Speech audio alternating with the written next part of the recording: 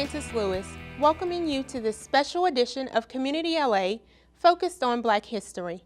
On today's show, we're proud to bring you two stories of overcoming odds. Also, a visit to the world of Louisiana's Black Indians and a group working to empower our youth and build a brighter future. We will start with the children.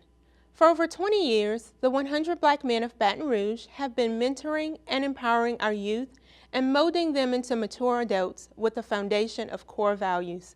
Let's take a look at this outstanding organization. The 100 Black Men of Metro Baton Rouge are a group of courageous men and members, as well as volunteers, who dare to think and act differently, going into forgotten communities, working with our youth who have been written off, bringing a fresh message of hope, as well as using new and innovative approaches to mentoring and education, health and wellness, and economic development.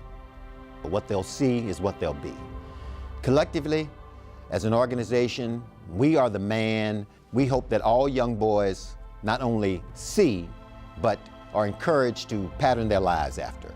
We hope to be the beacon of light to lead them to a better life. The 100 Black Men of Metro Baton Rouge, as well as the 100 Black Men of America, have four basic principles, or what we refer to as four to the future. These four pillars are, first of all, mentoring. Mentoring is not just handshakes or giving speeches. Mentoring is sharing your experiences with these young people and assuring them that you're with them for the long haul. My most enjoyable experience with Project Excel was the first day. On the first day, I made new friends, learned new things, and set goals in my life. Being a mentee in 100 Black Men of Metro Baton Rouge Project Excel program has helped me a lot. In school, it has motivated me to get better grades. In life, it has motivated me to want to motivate other young Black males like myself to stay out of trouble and be successful in life. The second piece that we have in our Forward to the Future is education. The cornerstone of our education program is the ACT Prep program that we have been doing for the last 7 years in conjunction with LSU, Southern University, as well as Baton Rouge Community College. Our efforts in this area are to provide a preparatory program for the preparation of the ACT test for all young people in high school in our community. We've been averaging about 2 points increase in their previous scores, hopefully allowing these individuals to qualify for TOPS, hopefully allowing them to have a pathway into higher education, therefore creating a better life for them. The third pillar is health and wellness. The key to this program is not only to just talk about it, but to become actively involved with our community and get them actively involved and have a passion for better health care. Our two basic programs that we work with and have worked with over the last few years has been first, prostate awareness for men, which affects the Black men throughout our community. Lastly, HIV awareness. It is key that as an organization, we make our young people aware of the impact of HIV within our community, as well as we encourage all of our individuals for HIV testing as part of your normal health care. And last but not least, in the four pillars, we have economic development. We believe that the stable to creating a just society is to increase family wealth, to self-sufficiency, as well as entrepreneurship. And we do this with our financial literacy program. That's an 8-week program that is open not only to teenagers, but also for their families. You can't work for your money all the time. Sometimes you got to have that money work for you. Financial literacy is really important. It's something that's not being taught in high schools or college. It's something that's not really talked about at home. And it's a real vital part of a person's life. I had no idea that the program would really actually influence me to pursue a career in finance after the fact. And from the first 2 classes, I became hooked to it. So it was originally the scholarships, but now after taking the course and going through it and being a participant in it, I can say that the knowledge that I've gained from it has affected pretty much all of my major career aspirations from there on. In order for the 100 Black Men of Metro Baton Rouge to not only reach our goals, but to reach the goals of our mentees that we work with on a daily basis, it is critical that we increase our numbers. We're asking that the men of Baton Rouge Consider joining our ranks and becoming a mentor with the 100 Black Men of Metro Baton Rouge and working with these young people and being an example of how real men conduct themselves. We're also asking that individuals as well as corporate sponsors consider providing financial support. Programs cost money, and each of your dollars goes directly to our programs. We keep a very minimal staff and overhead to direct all the dollars that you provide to us to go directly to support the dreams of the young people that we work with. Because as our motto states, what they'll see is what they'll be. It's so great to see our children receiving such hope and inspiration. A special thank you to the members of the 100 Black Men organization for all that they do in our communities. When we come back, we'll visit with a local group as they celebrate the 50th anniversary of the Voters' Rights Act.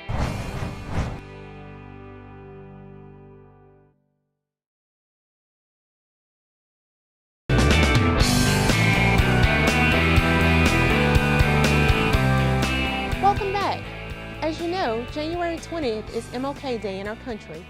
On that day, there are celebrations across our state so that we never forget the message of Dr. King. Recently, our Cox 4 crew captured an event in the Capitol to celebrate the landmark legislation known as the Voters' Rights Act. Let's take a look.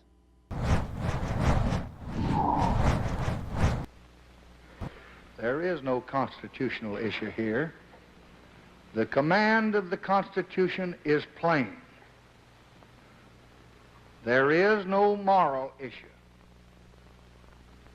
It is wrong, deadly wrong, to deny any of your fellow Americans the right to vote in this country. The Voting Rights Act of 1965 is a landmark of the federal legislation in the United States that prohibits racial discrimination in voting. It was signed into law by President Lyndon B. Johnson during the height of the American Civil Rights Movement on August 6, 1965, and Congress later amended the act 5 times to expand its protections. The Voting Rights Act of 1965 grew out of both public protest and private political negotiation. Started in 1961 when the Corps joined SCLC in staging nonviolent demonstrations in Georgia and Birmingham. To dramatize this blatant injustice and to demand that the federal government not put a cent in this city unless it decides to face the realities of desegregation.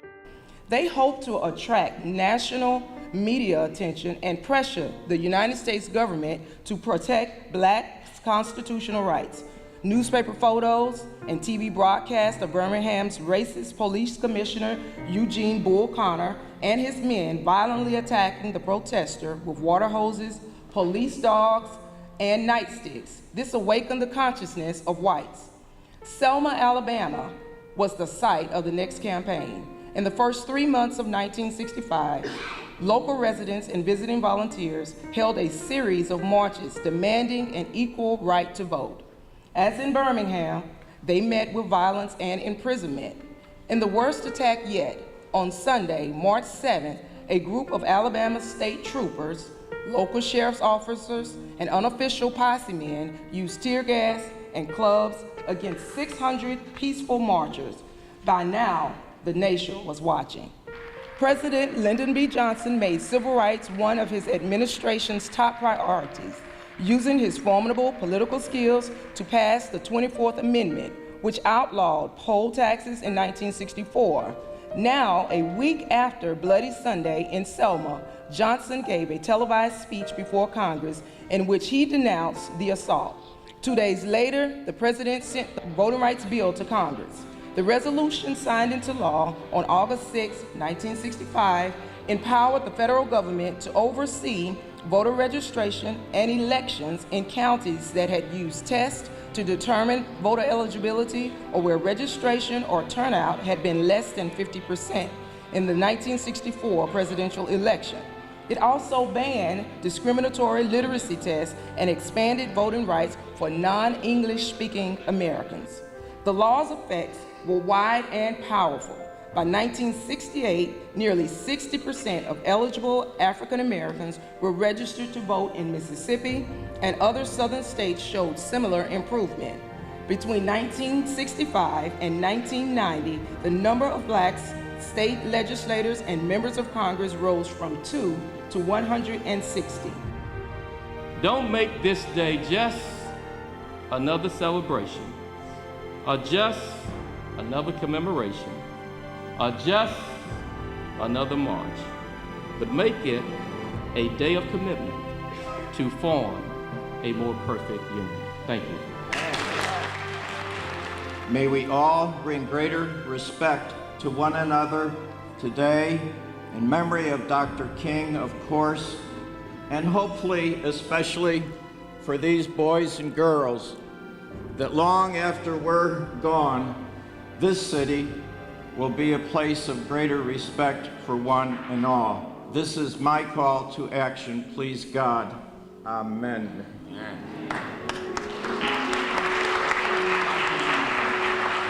It's all of us who must overcome the crippling legacy of bigotry and injustice. And we shall overcome.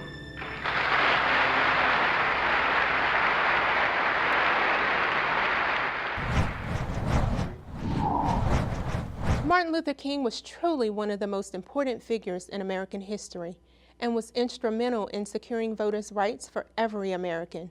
We're going to step away for just a moment.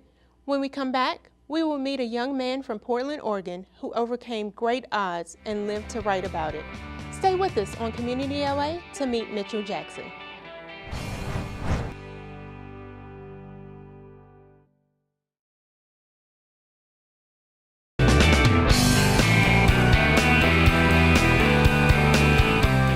Most of us have heard of the famous Louisiana author Ernest J. Gaines for his body of work and Nobel Prize nomination.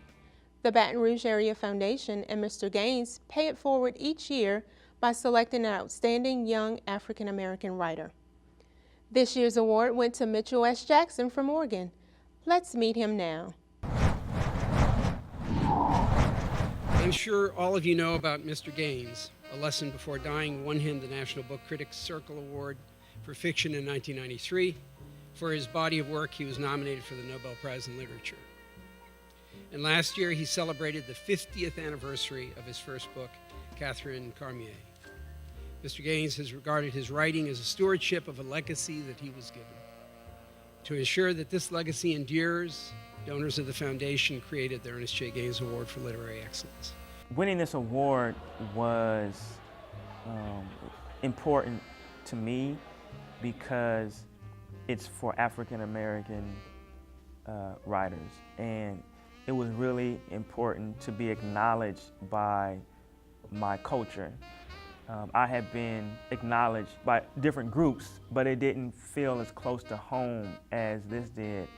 And though I'm a West Coast guy, my family is from Montgomery, Alabama, so I've also always felt like Southern rooted. So that was really important. And then also when I started to read about his biography and see how he was honored and that he was respected, it made me feel like I was part of a legacy now. Like I feel like me winning this award means that I have to honor his legacy, and that means that you persevere. That means that you don't put out work that you don't think is excellent, the best that you can do. And then also not just his legacy, but the other writers that have won this award that came before me have gone on to do some pretty outstanding things. So I feel like I want to do my part to maintain the Gaines Award legacy. There's no set rule to writing novels.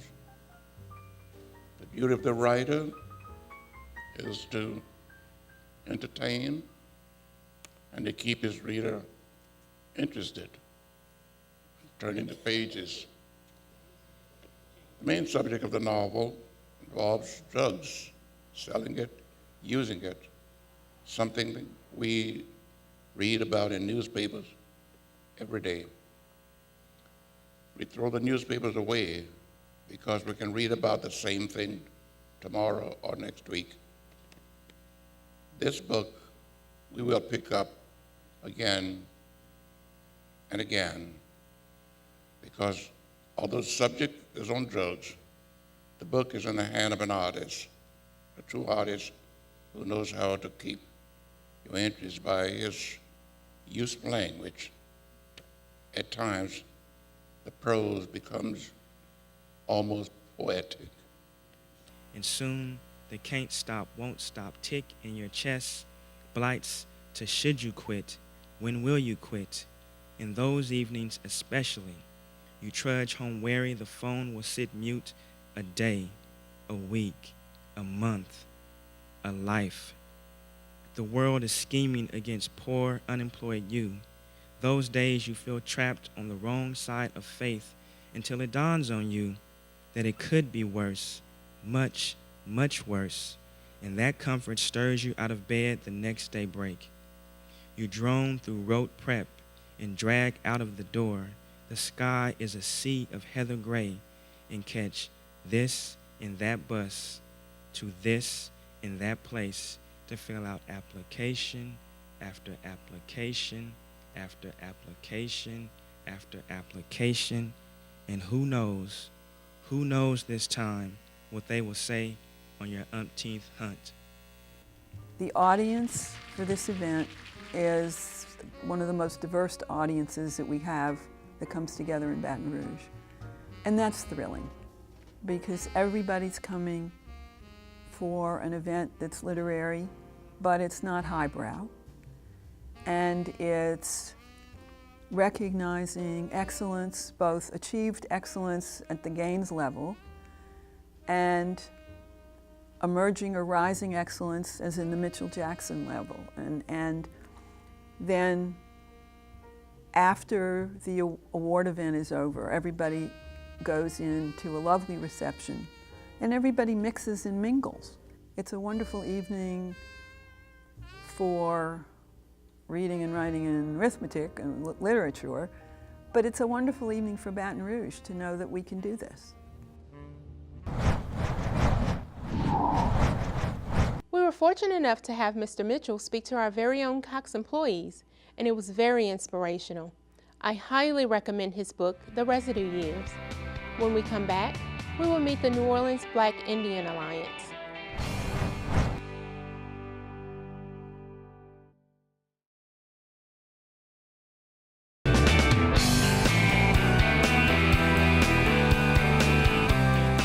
Welcome back to Community LA. I'm Frances Lewis. If you've ever attended Mardi Gras, you've probably seen Indians dancing during the celebration. Who are they, and what is their legacy in Louisiana? Here's a very colorful feature to tell their story. Novia is a group of several of the Mardi Gras Indian tribes that came together to help promote our culture as Mardi Gras Indians in the community here in New Orleans, so that we're not only doing things in our own tribes, but coming together to promote as an educational awareness, but also as a way to raise awareness and the level of acceptance and promotion for our Mardi Gras Indian culture. The Indians usually mass on Mardi Gras Day, Super Sunday, and St. Joseph Day. So we're taking our authentic indigenous culture and we're presenting that in non-traditional settings, and that's where we visit hospitals, schools, senior citizen homes. We have done promotion with other tribes to talk about how to copyright their artwork, their suits, their beadwork, and different things like that, because a lot of times other entities profit off of the work that Mardi Gras Indians do with sewing and all the hours and time they put in to create these suits. So a photographer could come in, take a picture of it, and make money off it, and nothing goes back to the person that put in the work to make this happen.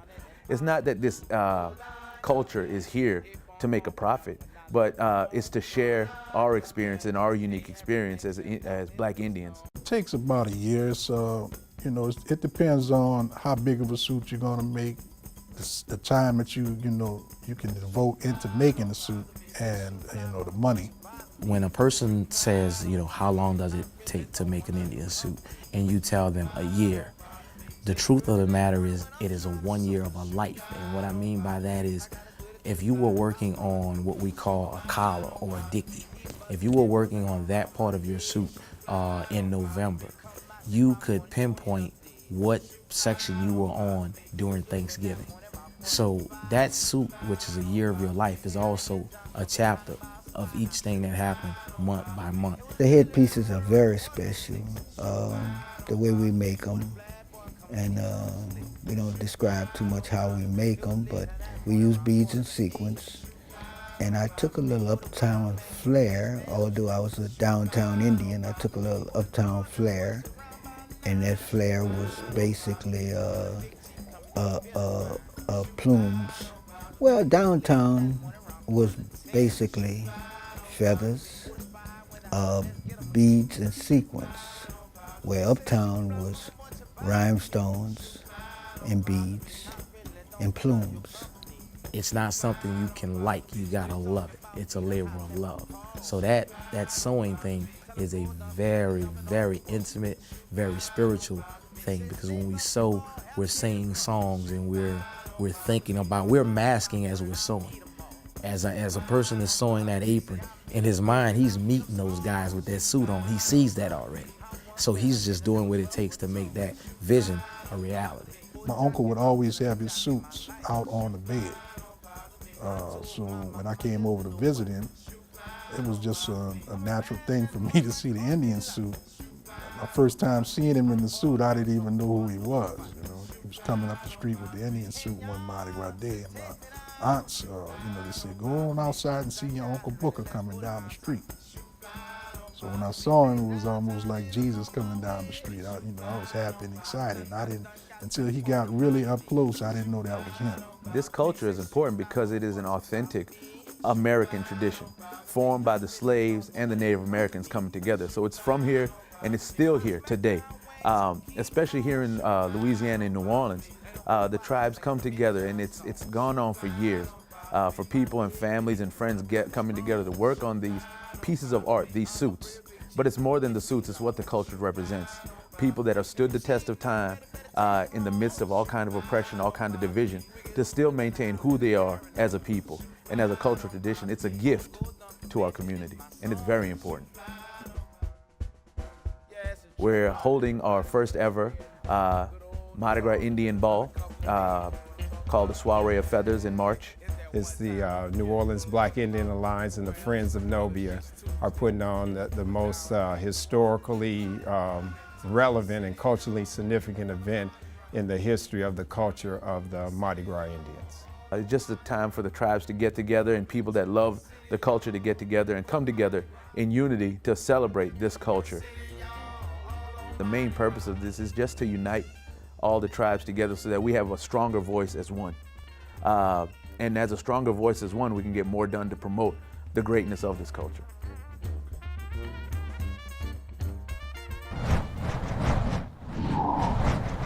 It's no doubt that Louisiana is perhaps the most diverse state in the Union, and Cox 4 is proud to bring you features celebrating that diversity. We're out of time, but I want to thank you for watching today and encourage you to go out and make a difference in your community. I'm Frances Lewis, and I'll see you next time right here on Cox 4.